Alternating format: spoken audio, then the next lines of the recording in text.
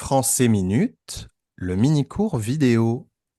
Bonjour chers pratiquants de français et bienvenue dans un nouveau mini-cours vidéo en français facile. Je m'appelle Mathias. Je m'appelle John. Aujourd'hui, nous allons apprendre à communiquer sur le thème de la solitude pour terminer le mouvement 7 de notre Patreon. Dans ce mouvement, vous avez déjà pratiqué le thème de la solitude avec 3 textes dans 3 cahiers d'exercices: Le vieil homme de l'abri de bus, SOS Amitié j'écoute et Monsieur Grincheux, un homme seul.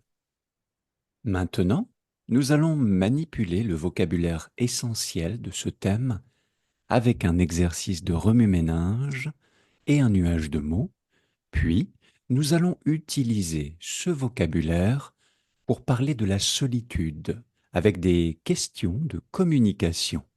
D'abord simple, puis de plus en plus complexe. Que vous soyez un apprenant de niveau A1, A2 ou B1 en français, vous pouvez utiliser ce mini-cours pour améliorer votre connaissance de ce thème et pour pouvoir en parler dans différentes situations plus ou moins difficiles. Commençons d'abord avec un exercice de remue-ménage. Discutons ensemble autour des mots-clés de notre sujet, la solitude. Mathias, quand tu entends le mot solitude, à quoi penses-tu? Quels autres mots te viennent à l'esprit?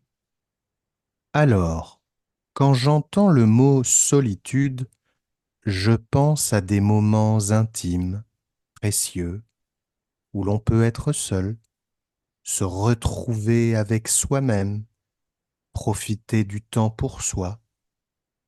Dans ces moments, on peut se reposer au calme, ou bien se consacrer à ses passions, ou encore faire des activités créatives, comme l'écriture, la lecture aussi, pour explorer de nouveaux mondes, s'évader, s'enrichir à travers les livres. Quand j'entends le mot solitude, je pense aussi à l'introspection, c'est-à-dire réfléchir sur soi-même, comprendre ses émotions et ses pensées. La solitude peut être une opportunité pour se ressourcer et se découvrir. Et toi, John? Eh bien, moi, quand j'entends le mot solitude, je pense à être seul, physiquement, dans une pièce par exemple, sans personne pour nous tenir compagnie, sans personne pour nous accompagner. La solitude, pour moi, c'est par exemple être célibataire ou être fils unique, sans frère ni sœur, être veuf ou veuve aussi, être abandonné, comme un enfant par exemple, un enfant orphelin, vivre seul, comme beaucoup de personnes âgées ou de personnes sans abri. La solitude, c'est ne pas avoir de vie sociale, ne pas avoir de contact humain. C'est aussi parfois vivre dans sa tête ou rester enfermé chez soi par exemple. La solitude, ça peut être la perdition aussi, être perdu, vivre loin des autres, à l'écart, c'est une distance avec le monde. Voilà pour ce remue-ménage. Maintenant que nous avons introduit le sujet, continuons à manipuler le vocabulaire de la solitude avec une sélection de 12 mots-clés essentiels. Vous connaissez peut-être certains de ces mots car ils viennent des cahiers d'exercices du mouvement 7.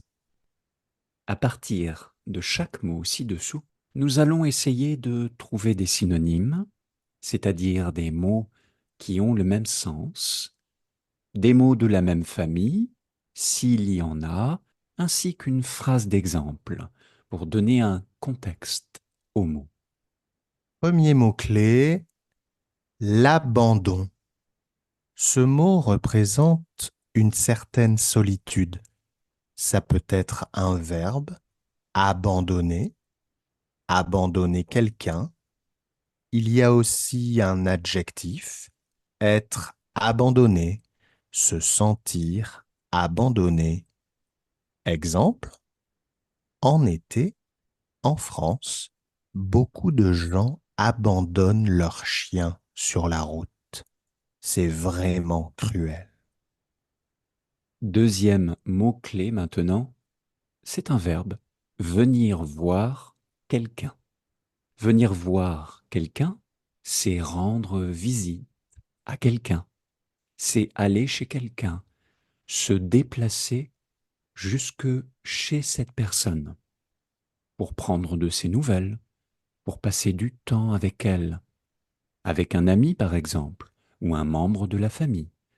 C'est être là pour cette personne physiquement. Exemple. Cette grand-mère se sent seule. Ses enfants ne viennent pas la voir. Troisième mot-clé, c'est un adjectif lointain. Ce mot évoque quelque chose qui est éloigné, qui est loin physiquement ou temporellement. On peut utiliser le verbe s'éloigner pour dire qu'on prend de la distance. L'adjectif lointain pour parler de souvenirs lointains ou d'amis lointains, des amis qui se sont éloignés, qui habitent loin. Exemple, j'habite dans un pays lointain. Je me sens loin de mes parents. Quatrième mot-clé, un verbe, partager. Partager quelque chose avec quelqu'un, c'est vivre des moments, des expériences, ensemble, avec une ou plusieurs personnes. Ça s'appelle le partage. Ces moments sont partagés entre plusieurs personnes. Mais partager, c'est aussi donner quelque chose. Quand on partage un morceau de sandwich, par exemple, avec un sans-abri. Exemple. Avec mon grand-père, nous avons partagé de merveilleux moments ensemble. Cinquième mot, c'est un verbe pronominal, s'effacer. Ce mot signifie disparaître ou devenir moins visible. On peut utiliser le verbe s'effacer ou l'adjectif effacer. On parle parfois d'une mémoire qui s'efface.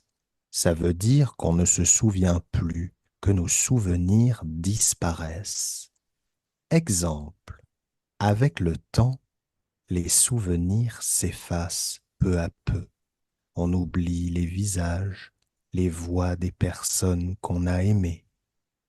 On continue avec le sixième mot-clé, un autre verbe, sentir une présence.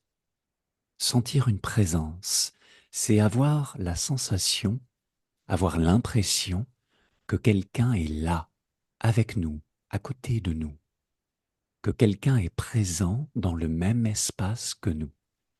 On peut sentir une présence visuellement ou par la voix, comme au téléphone. Au contraire, on peut aussi sentir une absence quand personne ne vient nous voir. Exemple. J'habite loin de mes parents, mais quand j'entends leur voix au téléphone, je sens leur présence. Septième mot-clé, personne. Personne a deux sens en français. Une personne, c'est un individu, une femme, un homme, un enfant. Mais personne peut désigner aussi l'absence d'individu, no one en anglais, souvent utilisé en négation. Exemple, je me sens si seul dans cette ville, mais je ne connais Personne, personne ne me parle. J'aimerais beaucoup me faire des amis pour sortir de ma solitude. Huitième mot-clé maintenant, un autre verbe, pronominal, se moquer de. Se moquer de quelqu'un, c'est rigoler, c'est rire, c'est s'amuser à propos d'une personne. C'est raconter des choses idiotes mais rigolotes sur elle. Ça s'appelle des moqueries. Les gens se moquent souvent des personnes seules, différentes, parce que c'est plus facile. Alors, ces personnes se sentent encore plus seules, loin du groupe, séparées des autres groupes. Exemple.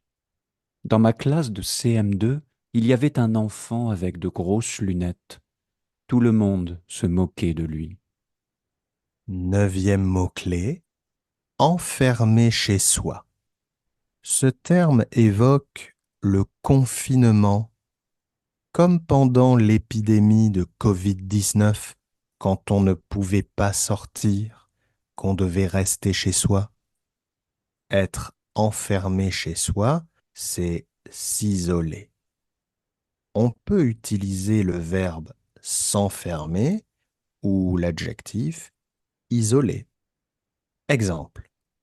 Pendant le confinement, beaucoup de gens se sentaient isolés et enfermés chez eux. On continue avec le dixième mot-clé, c'est un groupe de mots, adresser la parole aux autres.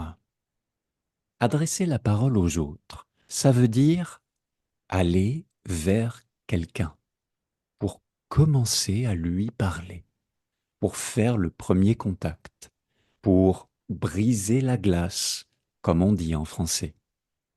C'est généralement le moment le plus difficile dans l'interaction avec les autres, parce qu'on a peur, parce qu'on est timide.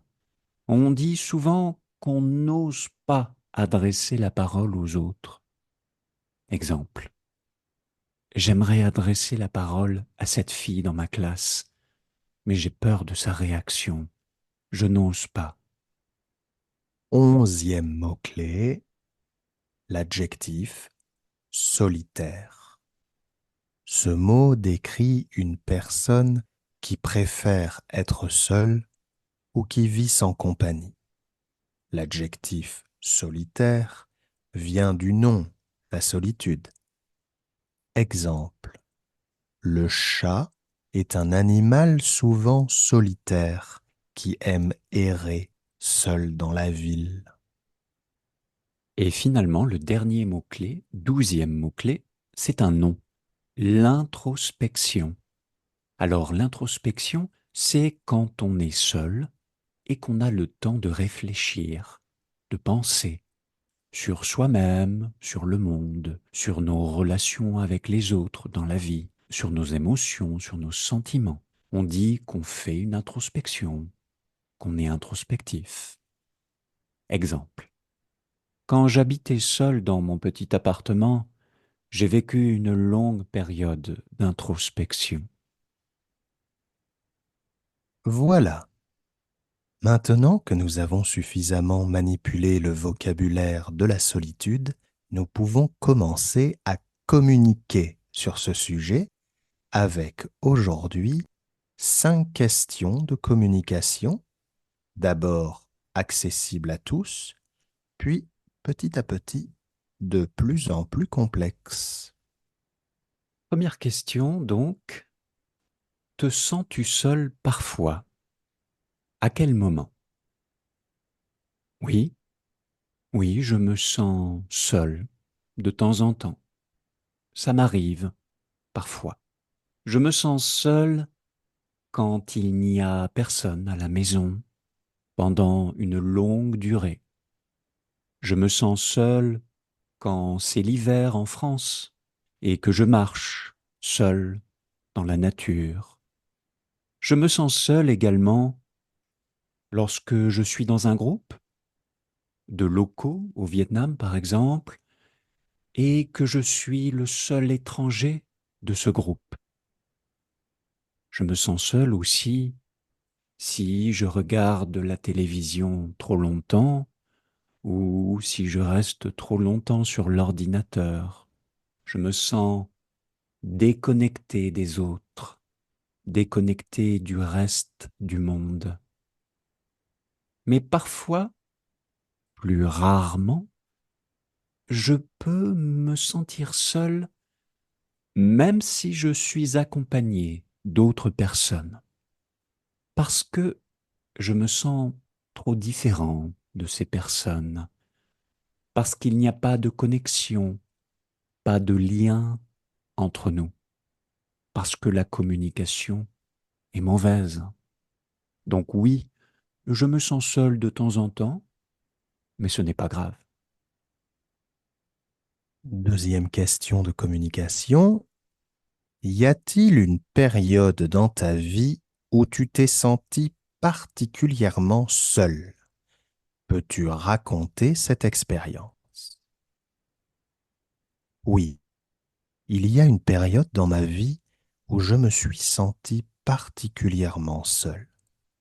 C'était après ma première rupture amoureuse il y a 24 ans. J'avais 18 ans. À ce moment-là, j'étais très triste. Ma petite amie me manquait beaucoup. J'étais encore très amoureux et je n'arrivais pas à accepter la fin de notre relation. Durant cette période, je me suis isolé. J'ai rompu avec beaucoup d'amis parce que je remettais en cause mon entourage. Je n'arrivais plus à faire confiance. Je remettais en cause mes croyances aussi, mes principes. J'étais très jeune, un peu naïf. J'avais besoin de distance et de temps pour réfléchir. À cette époque, j'ai commencé à lire intensivement. J'ai découvert la poésie de Rainer Maria Rilke sur les conseils de mon père. Ces mots me touchaient directement et exprimaient des émotions que je ne savais pas exprimer. J'ai aussi lu Marguerite Duras. Ces histoires de solitude et d'amour m'ont beaucoup apporté. Bref, la lecture est devenue un moyen de faire face à ma tristesse, à ma solitude, à mes doutes. Ça m'a fait beaucoup mûrir, je crois. Cette période d'isolement, de retrait, a éveillé en moi le désir de créer. J'ai commencé à écrire et à peindre. J'ai appris à faire quelque chose de ma tristesse, à l'utiliser comme une force créatrice. Depuis, je ne crains plus la solitude. Au contraire, elle m'apprend la patience, elle m'apprend à mieux me connaître. Ma solitude, autrefois subie, est une amie qui m'accompagne, une amie précieuse et fidèle. Merci pour ton souvenir. Troisième question de communication maintenant, des conseils. Quel conseil donnerais-tu à une personne qui se plaint d'être trop seule? D'abord, ne reste pas chez toi, enfermé. Éteins la télévision, éteins ton ordinateur, déconnecte-toi des écrans et sors dans la rue pour voir le monde, le vrai monde. Tu devrais marcher, te promener et regarder les gens dans la rue. Tu devrais prendre le temps de les regarder avec attention, avec bienveillance, avec un sourire sur ton visage. Ensuite, tu pourrais adresser la parole à quelqu'un, essayer au moins, dans un parc par exemple. Si tu croises une personne qui est souriante, tu pourrais commencer par lui dire bonjour. Et si elle te répond, alors Tu pourrais continuer la conversation pour briser la glace. Parallèlement, il faudrait que tu t'inscrives à plusieurs clubs. Il y a des clubs pour toutes les activités qui existent. Tu pourrais essayer de t'inscrire à un club de sport, par exemple, ou à un atelier de création artistique. Et pourquoi pas à un club de musique en groupe. Il faudrait que tu identifies les activités qui te font du bien, les activités qui te font vibrer, qui te donnent de l'énergie dans la vie. Essaye. Il y a une multitude de clubs près de chez toi. Je suis sûr que tu pourrais faire de belles rencontres là-bas. En tout cas, je te recommande d'oser, de faire les premiers pas. Tu verras qu'il y a beaucoup de gens dans la même situation que toi. Beaucoup de gens n'ont pas envie d'être seuls. Ils veulent se connecter aux autres, comme toi. Alors essaye. C'est facile finalement. Et si on se moque de toi, tant pis, ce n'est pas grave. Merci John pour ces conseils très utiles. Quatrième question. Que penses-tu de la solitude des personnes âgées en France aujourd'hui? À mon avis, la solitude des personnes âgées en France est un problème sérieux et préoccupant. Aujourd'hui, beaucoup de seniors vivent seuls, ce qui peut avoir des conséquences négatives sur leur santé physique et mentale. Ce sujet me touche particulièrement car mon père, qui vit seul à la campagne, en souffre. Tout d'abord, il est important de comprendre que l'isolement social peut provoquer un sentiment de dépression chez les personnes âgées. Mon père, par exemple, ressent souvent une grande solitude, surtout depuis qu'il a des difficultés à se déplacer. Le manque de visite de la famille ou des amis amplifie sa dépression. La solitude peut aussi entraîner une détérioration de la santé physique car les personnes isolées participent à moins d'activités physiques et consultent moins souvent des professionnels de santé. Ensuite, il faut reconnaître les efforts des associations locales pour lutter contre cette solitude. Par exemple, des initiatives comme les activités communautaires, les programmes de bénévolat et les plateformes téléphoniques permettent aux personnes âgées de rester connectées et engagées socialement. Ces initiatives sont non seulement bénéfiques pour les seniors, mais elles renforcent aussi le tissu social de la communauté. Cependant, il reste encore beaucoup à faire. La sensibilisation de toute la société est essentielle pour combattre efficacement l'isolement des personnes âgées. Les voisins, les commerçants et même les jeunes peuvent jouer un rôle crucial en créant des liens avec les personnes âgées. Par exemple, des visites régulières, des appels téléphoniques ou même des gestes simples comme dire bonjour peuvent faire une grande différence dans la vie d'une personne âgée isolée. Même si j'habite à l'étranger, dans un pays lointain, j'essaie de rentrer souvent en France et de rendre visite à mon père aussi souvent que possible. Et je vois combien cela lui fait plaisir de me revoir et de passer du temps avec ma fille. En conclusion, bien que des progrès aient été réalisés, la lutte contre la solitude des personnes âgées en France nécessite une attention continue et une action collective. Il est de notre devoir, en tant que société, de veiller à ce que nos aînés ne se sentent pas oubliés et qu'ils puissent vivre de manière digne et heureuse. Pour moi, c'est une question personnelle et urgente, car je veux que mon père et tous les autres seniors puisse vivre heureux et entouré. Merci d'avoir partagé ton point de vue avec nous, Mathias. Pour terminer ce mini-cours, nous arrivons maintenant à la cinquième et dernière question de communication sur la solitude. La solitude est-elle toujours négative? Alors, pour répondre à cette question, nous allons improviser un mini-débat de niveau B2 environ.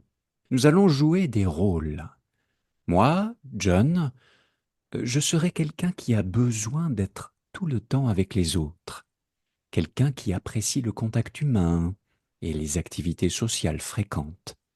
Et toi, Mathias? Eh bien, moi, je serai quelqu'un qui mène une vie solitaire et qui en est satisfait. Commençons maintenant. La solitude est-elle toujours négative? Alors pour moi, pas du tout. Je mène une vie solitaire et cela m'apporte une immense satisfaction. Chaque matin, je me réveille dans le calme, sans être dérangé par le bruit ou les attentes des autres. Je commence ma journée par une petite promenade dans la nature, où je peux écouter le chant des oiseaux, sentir la fraîcheur de l'air, au calme. Ensuite, je vais prendre un café en lisant le journal. Je regarde les gens autour de moi. Je savoure mon petit moment de tranquillité. Ces instants de solitude me permettent de me reconnecter avec moi-même et avec le monde qui m'entoure.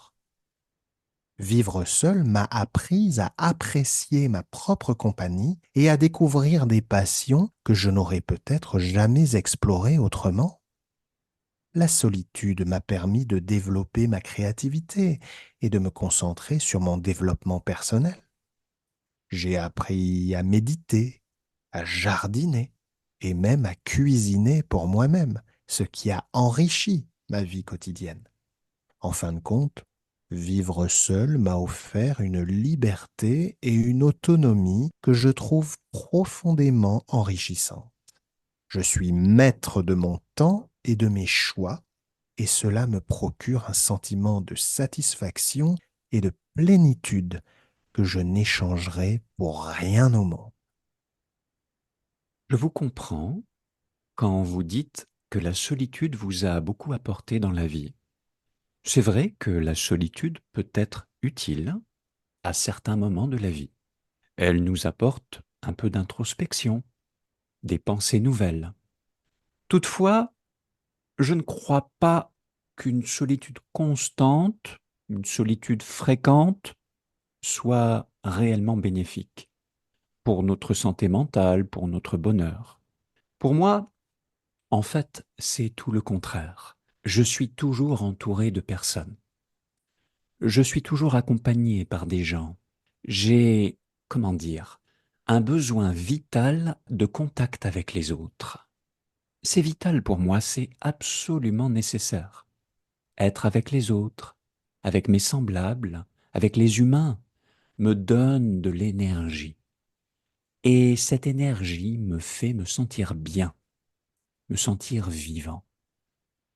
Je crois vraiment que nous, les humains, comme les loups, comme les animaux, nous sommes faits pour vivre ensemble, avec nos semblables, en communauté. Nous sommes des animaux sociaux. Donc nous avons besoin de nous connecter les uns aux autres, au quotidien. Si nous nous éloignons du groupe trop longtemps, alors nous perdons de l'énergie et nous commençons à déprimer. Hmm. En effet, je comprends ce besoin d'être entouré et l'énergie que les interactions avec les autres peuvent vous donner. Mais pour moi, la solitude n'est pas un choix, c'est une nécessité. Depuis toujours, j'ai du mal à entrer en contact avec les autres. Je suis quelqu'un de plutôt réservé, de secret. Je n'aime pas raconter ma vie, me mettre au centre de l'attention ou m'afficher. Le bruit me fatigue aussi. Et être dans la foule m'angoisse. J'en ai marre d'entendre les gens téléphoner tout le temps. Moi, je ne veux pas être joignable en permanence. C'est pourquoi je n'ai pas de réseaux sociaux et je possède un téléphone très simple que je mets souvent en mode avion. J'aimerais trouver plus d'espace où je peux vivre ma solitude comme je l'entends, des lieux de silence. Il en manque dans notre société. Bien que je ne sois pas croyant, je dois souvent aller dans des églises pour trouver la paix et lire tranquillement. J'aime les moments de vide et d'ennui, car ils sont source de création. Je ne veux pas m'affairer tout le temps, j'ai besoin de respirer. Je ne veux pas qu'on me force à être quelqu'un que je ne suis pas. La société actuelle tend à donner une image négative de la solitude, promouvant constamment le lien social comme une nécessité absolue. Partout, on nous dit qu'il faut être connecté, entouré, sociable. Mais cette vision est fausse. La solitude n'est pas synonyme d'isolement ou de tristesse. Au contraire, elle peut être une source immense de richesse et de développement personnel. La pression sociale pour être constamment en interaction peut être épuisante et aliénante. On nous pousse à croire que le bonheur réside uniquement dans les relations sociales, mais c'est une vision réductrice. La solitude permet de se recentrer, de se connaître profondément et de trouver un équilibre intérieur. En fin de compte, la solitude est une richesse que la société sous-estime souvent. Elle est essentielle pour ceux qui, comme moi, trouvent dans le silence de la tranquillité et de l'inspiration. La solitude n'est pas un manque, mais une présence, celle de soi-même. C'est vrai que la solitude a souvent une image négative, comme vous le dites, négative dans nos sociétés, peut-être même trop négative parfois. Vous avez raison. Mais franchement, entre nous, vous ne trouvez pas que le silence, l'absence de personne à vos côtés est quelque chose de profondément angoissant? Moi, le silence, le vide, l'ennui, l'absence d'activité, l'absence de vie autour de moi, l'absence de présence, ça me fait flipper, ça me fait peur, ça me donne des idées noires, ça m'inquiète, ça m'angoisse, ça me pousse à la dépression très rapidement. Si je reste seul plus de quelques heures, je bascule dans un autre monde, je panique, je sens que je suis abandonné par les autres. J'ai l'impression d'être seul au monde.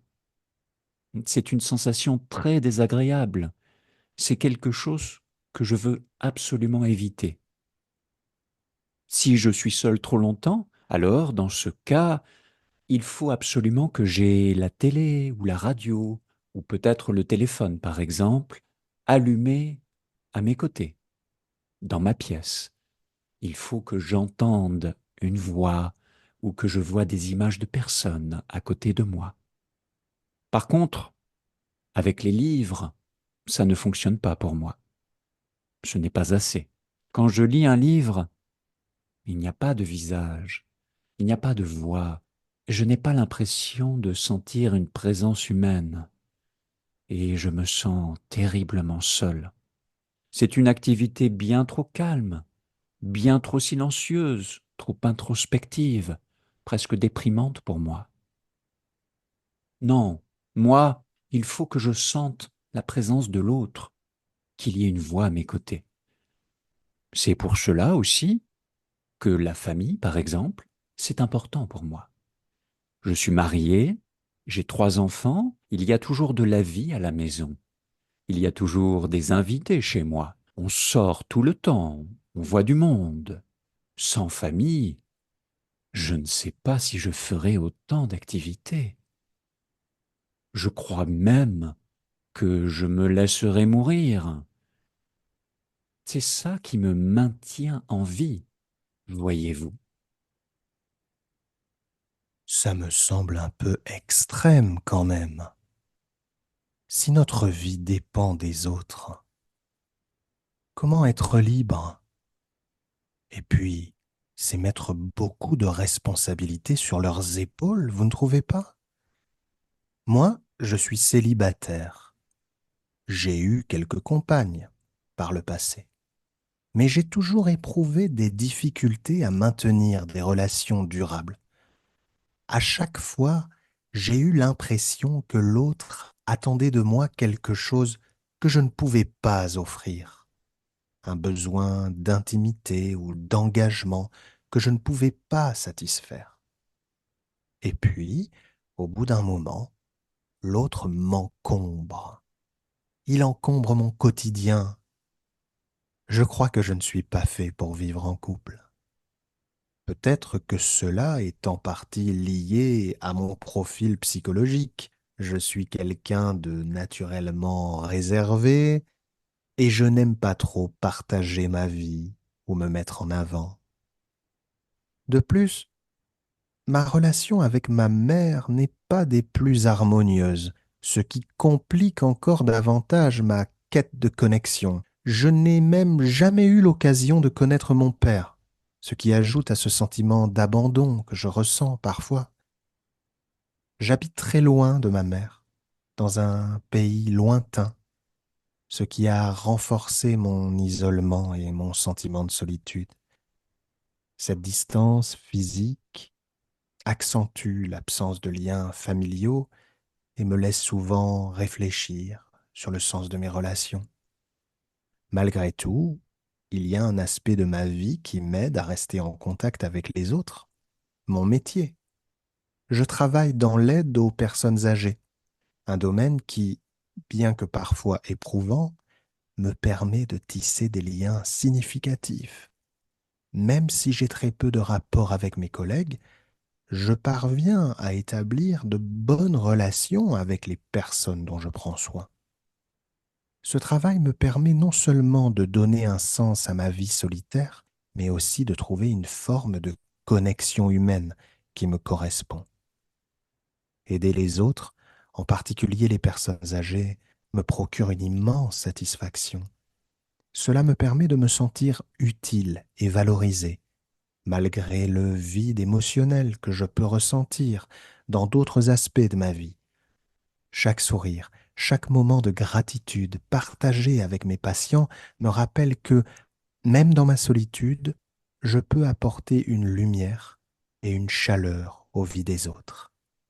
C'est cette capacité à toucher la vie des gens qui me donne la force de continuer et d'avancer jour après jour. Finalement, vous avez quand même un bon contact avec les gens, au moins dans votre travail. Vous n'êtes pas si asocial que cela, en fait, vous le voyez. Vous avez quand même besoin, au minimum, d'un peu de contact humain, d'un peu de lien social. Mais honnêtement, de mon côté, c'est quelque chose que je ne pourrais pas imaginer faire. Pour moi, ce qui importe avant tout, c'est surtout ma petite communauté personnelle. Vous voyez, ma famille, bien sûr, ma femme, mes enfants, mes parents, mes amis proches également, mon petit réseau professionnel et personnel. Mais rencontrer l'autre, comme vous le faites tous les jours, aller à l'inconnu, aller m'occuper de quelqu'un que je ne connais pas du tout, quelqu'un qui ne représente rien pour moi, ce n'est pas du tout naturel pour moi. C'est très difficile même. En fait, j'admire les gens comme vous, les gens qui savent s'ouvrir aux inconnus, aux nouvelles rencontres aussi facilement. Peut-être que j'aurais moins peur de la solitude si je savais que je pouvais échanger avec n'importe qui dans la vie, même des personnes que je ne connais pas. aller à la rencontre de l'autre, l'autre avec un grand A.